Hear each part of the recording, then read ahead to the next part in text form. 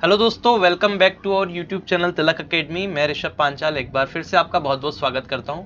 आज की जो पर्टिकुलर पार्ट होगा ये हमारा फोर्थ पार्ट होगा फिजिक्स की वीडियो का, और हम 201 से लेकर के तो 250 तक के क्वेश्चन आज के इस पार्ट में हम डिस्कस करने वाले हैं। तो चलिए बिना देरी के शुरुआत करते हैं वीडियो की। उससे पहले एक रिक्वेस्ट, अगर आपको वीडियो पसंद आती है तो अपने दोस्तों में शेयर जरूर कीजिएगा, और चैनल पर नए हैं तो सब्सक्राइब करके बेल आइकन को प्रेस करना ना भूलें। चलिए स्टार्ट करते हैं। ध्वनि तरंगे किसके कारण प्रतिध्वनि उत्पन्न करती है? प्रतिध्वनि का मतलब होता है कि ध्वनि तरंगे माध्यम में किसी ऑब्स्टिकल से यानी कि अवरोध से टकरा करके पुनः हमें सुनाई देती है। ठीक है, इको जिसे कहते हैं। ठीक है, तो ये इको जो होता है वो ध्वनि के परावर्तन के कारण यानी कि रिफ्लेक्शन ऑफ साउंड वेव्स के कारण ये होता है। ठीक है, तो इसका सही उत्तर होगा सी वाला ऑप्शन। आगे बढ़ते हैं। डॉपलर प्रभाव संबंधित है, तो डॉपलर का जो प्रभाव है वो ध्वनि से संबंधित है ना। तो ये साउंड से संबंधित है कि जब सोर्स और श्रोता के बीच में आपेक्षिक गति होती है तो ध्वनि की तीव्रता में परिवर्तन होता है, यही डॉपलर प्रभाव होता है। चलिए आगे बढ़ते हैं। ध्वनि नहीं गुजर सकती है, तो ध्वनि कहाँ से नहीं गुजर सकती है? तो ये ध्यान रखिएगा, वैक्यूम यानी कि निर्वात में ध्वनि ट्रेवल नहीं करती है। वेरी इंपॉर्टेंट, आपको याद रखना है। ठीक है, कि वैक्यूम में ध्वनि नहीं ट्रेवल कर सकती, बल्कि वायु, स्टील और जल सब में ट्रेवल कर सकती है, सिर्फ वैक्यूम में नहीं। मनुष्य के आंख में प्रकाश तरंगे किस स्थान पर स्नायु उद्योगों में परिवर्तित होती है? मतलब कि जो इलेक्ट्रिकल सिग्नल्स होते हैं वो उसमें कहाँ, किस पर्टिकुलर पार्ट से वो परिवर्तित होती है तरंगे, प्रकाश तरंगे? तो इसका सही उत्तर है रेटिना से। ठीक है, तो रेटिना के जो सेल्स होते हैं वो क्या कर देते हैं, इलेक्ट्रिकल सिग्नल्स में कन्वर्ट कर देते हैं आपके प्रकाश की तरंगों को। चलिए आगे बढ़ते हैं। कार्य का मात्रक क्या है? तो कार्य का मात्रक मैं आपको बता चुका हूँ कई बार, ये होगा जूल। प्रकाश वर्ष की इकाई क्या होते हैं? तो प्रकाश वर्ष जो है वो किसकी इकाई है पूछा गया है। तो प्रकाश वर्ष हम दूरी को मेजर करने के लिए यूज करते हैं, और कितनी बार मैं आपको बता चुका हूँ कि एक प्रकाश वर्ष जो होता है वो 9.46 इंटू 10⁻12 किलोमीटर के बराबर होता है, इतनी दूरी के बराबर होता है। आगे बढ़ेंगे। एम्पियर किसका मात्रक है? तो एम्पियर जो है विद्युत धारा का मात्रक है, एम्पियर, है ना, एम्पियर। ओके, नेक्स्ट देखते हैं। निम्नलिखित में से समय का मात्रक कौन सा नहीं है? अधिवर्ष है, चंद्रमा भी है, और प्रकाश वर्ष जो है वो दूरी का मात्रक है। ये शायद हम पहले भी डिस्कस कर चुके हैं, तो इसका सही उत्तर होगा प्रकाश वर्ष। आगे देखते हैं। पारसेक किसकी इकाई है? तो दूरी को मापने की सबसे बड़ी इकाई जो होती है वो पारसेक होती है। तो दूरी को मापने की सबसे बड़ी इकाई है, सबसे बड़ी यूनिट जो होगी वो पारसेक होगी, और ये दूरी की इकाई है, तो मैंने बताई दी आपको। 3.26 प्रकाश वर्ष जो होता है वो एक पारसेक के बराबर होता है।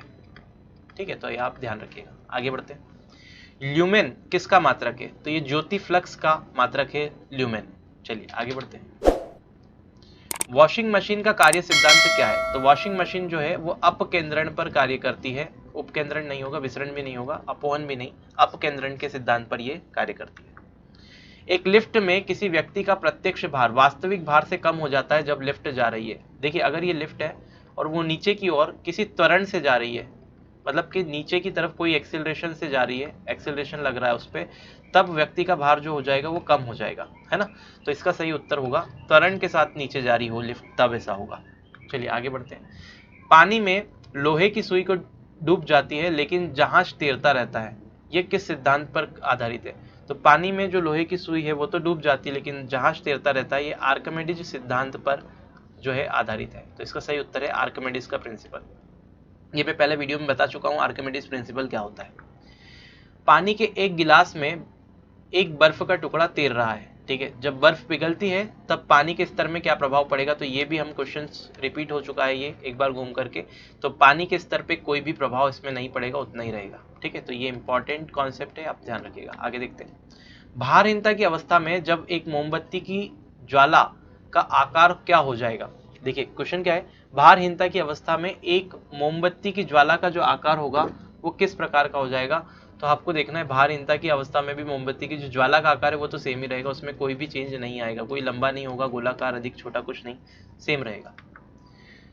निम्नलिखित में से किसकी इकाई न्यूटन मीटर है? तो न्यूटन मीटर आपको बतानी है किसकी इकाई होती है, पर यहाँ पे देखिए, यहाँ पे नहीं लिखा हुआ है, तो आप क्या देखेंगे, निम्नलिखित में से किसकी इकाई न्यूटन मीटर नहीं है, ये नहीं को पढ़ना ना भूलें। तो देखिए जरा ध्यान से, तो अगर मैं बल की इकाई देखूं तो बल की इकाई क्या होती है? सिर्फ न्यूटन होती है, तो इसका सही उत्तर होना चाहिए बल। ठीक है, तो इसका सही उत्तर होगा बल, बाकी सबकी इकाई जो होती है न्यूटन मीटर हो सकती है। आगे बढ़ते हैं। वस्तु को गर्म करने पर उसके अणुओं में क्या होता है कि चाल बढ़ जाएगी, का भार घट जाएगा, अणुओं का भार बढ़ जाएगा, या फिर अणुओं की ऊर्जा कम हो जाएगी। तो यहाँ पे फर्स्ट वाला ऑप्शन सही होगा कि अणुओं की जो चाल होगी वो बढ़ जाएगी। इनमें से कौन सा ऊष्मा का मात्रक नहीं है? देखिए, अब ऊष्मा का मात्रक नहीं है ये आपको बताना है। तो जो डिग्री सेल्सियस होता है वो ऊष्मा का मात्रक नहीं है, ये ताप का मात्रक है, यानी कि टेम्परेचर का मात्रक है। ऊष्मा का मात्रक जो होता है वो कैलोरी होगा, जूल होगा, या फिर किलो कैलोरी में आप नापेंगे। ठीक है, चलिए आगे बढ़ते हैं। इनमें से जब जल ऊंचाई से गिरता है तो उसका ताप क्या होगा? घट जाएगा, बढ़ जाएगा, न घटेगा न बढ़ेगा, और इनमें से कोई नहीं। तो जब भी ऊंचाई से जल गिरेगा तो उसका ताप जो होगा थोड़ा बढ़ जाता है। ठीक है, तो ये आपको ध्यान रखना है। चावल को पकाने में कहाँ अधिक समय लगेगा? समुद्र के तट पर, शिमला में, माउंट एवरेस्ट पर, या समुद्र की गहराई पर? तो इसका जो सही उत्तर होगा वो है माउंट एवरेस्ट पर। देखिए, अब ये माउंट एवरेस्ट पर क्यों ऐसा होगा? क्योंकि अगर हमें हाइट को देखूं, माउंट एवरेस्ट पर जो हाइट होगी वो सबसे ज़्यादा होगी, और जैसे जैसे हाइट बढ़ती है तो जो आपका वायुमंडलीय दाब है वो कम होता जाता है। तो वायुमंडलीय दाब के कम होने के कारण जल का जो क्वथनांक होता है वो भी क्या हो जाता है? कम हो जाता है ना। तो इस वजह से वहाँ पर, मतलब हाइट पर, हमें चावल को पकाने में ज़्यादा समय लगेगा। इसको आपको ध्यान रखना है कॉन्सेप्ट। चलिए आगे बढ़ते हैं। पास्कल इकाई है, तो पास्कल किसकी इकाई है? तो ये दाब की इकाई है। इंपॉर्टेंट है, याद रखिएगा, सीधे पूछा जा सकता है, कई बार पूछा गया है। अश्व यदि एकाएक चलना प्रारंभ कर दे तो अश्वरोही के गिरने की आशंका का क्या कारण है? मतलब कि जैसे घोड़े पे कोई बंदा बैठा हुआ है और वो एकदम से घोड़ा चल दे तो उसका गिरने का क्या कारण होता है? तो ये जो होता है ये विराम का जड़त्व इसका कारण होगा, क्योंकि घोड़ा विराम अवस्था में और एकदम से चलना शुरू कर दिया तो वो गिर सकता है। तो ये विराम का जड़त्व इसे कहा जाता है, यानी कि इनर्शिया ऑफ रेस्ट इसे कहेंगे। इनर्शिया ऑफ रेस्ट इसका एक कारण है। आगे बढ़ते हैं। चलती हुई बस जब अचानक ब्रेक लगाती है तो उसमें बैठे हुए यात्री आगे की दिशा में गिरते हैं। इसको किस प्रकार समझाया जा सकता है? तो बस में एकदम से ब्रेक लगाए तो आदमी आगे की तरफ गिरेगा, यानी कि ये जो है ये हमारा क्या है? ये न्यूटन का पहला नियम है। ठीक है, तो न्यूटन का पहला नियम क्या होता है? न्यूटन का पहला नियम ये बोलता है कि अगर कोई वस्तु गतिमान है तो गतिमान रहेगी, और स्थिर है तो स्थिर ही रहेगी जब तक कि बाह्य बल आरोपित न किया जाए, और इसे जड़त्व का नियम भी कहा जाता है। इसलिए न्यूटन का पहला नियम के अकॉर्डिंग ये चीजें होगी। चलिए आगे बढ़ते हैं। बल का गुणनफल है, तो बल का जो गुणनफल है वो द्रव्यमान और त्वरण होगा, यानी कि बल का सूत्र होना चाहिए। यहाँ पे ये गलत लिखा हुआ है, बल का गुणनफल नहीं होना चाहिए। तो ये क्वेश्चन ऐसा होगा, बल गुणनफल है, तो बल किसका गुणनफल होगा? तो बल यानी कि फोर्स जो होगा वो मास इंटू एक्सेलरेशन होता है, तो मास और एक्सेलरेशन का गुणनफल होगा, द्रव्यमान और त्वरण होगा यहाँ पे। चलिए आगे बढ़ते हैं। शरीर का वजन, देखिए पृथ्वी की सतह पर सभी जगह एक जैसा रहता है। ध्रुवों पर ज्यादा रहेगा, विषुवत रेखा पर अधिकतम रहेगा, और मैदान की तुलना पर पहाड़ों पर अधिक रहता है। जिसका जो सही उत्तर होगा वो ध्रुवों पर अधिक रहेगा, क्योंकि मैं आपको पहले भी बता चुका हूँ कि ग्रेविटेशनल एक्सेलरेशन जो होता है स्मॉल जी, वो ध्रुव पे यानी कि पोल पर सबसे ज्यादा होता है। तो पोल पे ज्यादा होता है, इसलिए यहाँ पे जो शरीर का वजन होगा वो भी आपका ध्रुव पर ज्यादा होगा इक्वेटर की तुलना में। आगे बढ़ते हैं। किसी मनुष्य का भार अगर पृथ्वी पे 600 न्यूटन है तो आपको बताना है कि उसका भार चंद्रमा पर कितना होता है? तो मैंने आपको बताया था 1/6 होता है। तो इसका जो सही उत्तर होने वाला है वो होगा 100 न्यूटन। ठीक है, डी वाला ऑप्शन। पृथ्वी की सतह पर किसी बंदे का भार जो है 29.4 न्यूटन है, तो उसका द्रव्यमान कितना हो गया? देखिए भार जो होता है, अगर मैं भार की बात करूं तो W इक्वल टू जो होता है वो mg होता है ना। और अगर मैं इसको g से डिवाइड कर दूं तो g से g कैंसिल होकर आपके पास में द्रव्यमान बचेगा सिर्फ। तो आप देखिए ये कितना है, 290.4 है, और g की वैल्यू 9.8 होती है, जिससे आप अगर इसको डिवाइड करेंगे तो 3 टाइम में कटेगा। दैट मीन्स 3 किलोग्राम जो होगा वो इसका सही उत्तर होगा। ठीक है, चलिए आगे बढ़ जाते हैं। अगला प्रश्न क्या बोल के रखा है? एक अंतरिक्ष यात्री पृथ्वी तल की तुलना में चंद्र तल पर अधिक ऊंची छलांग लगा सकता है, क्यों ऐसा होता है? एक्चुअल में ऐसा इसलिए होता है क्योंकि चंद्रमा के जो तल पे गुरुत्वाकर्षण है वो पृथ्वी के तल से कम है।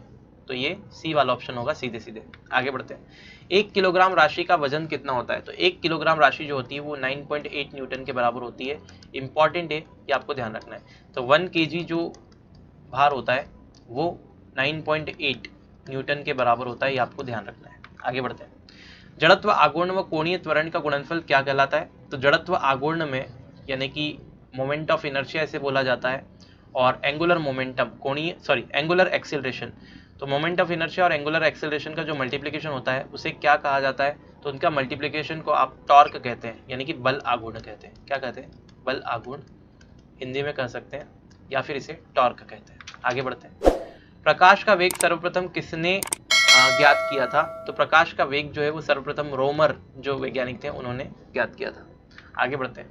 प्रकाश में ध्रुवण की घटना से यह सिद्ध होता है कि प्रकाश तरंगे क्या होती, मतलब ध्रुवण की जो घटना होती है उससे क्या सिद्ध होता है कि प्रकाश तरंगों में क्या होता है? तो तरंग एवं कण दोनों के समान है, ठीक है। तो प्रकाश तरंगे जो हैं वो कण और तरंग दोनों के समान है, ये ध्रुवण की घटना से सिद्ध होता है। आगे बढ़ते हैं।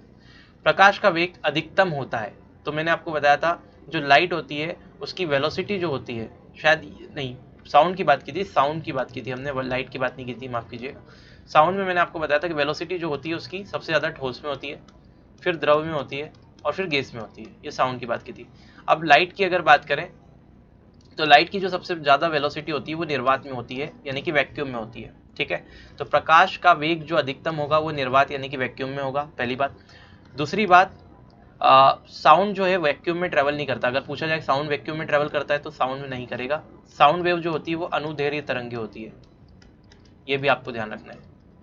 और प्रकाश तरंगे कैसी होती है? तो प्रकाश जो तरंगे होती है वो आपकी अनुप्रस्थ तरंगे होती है।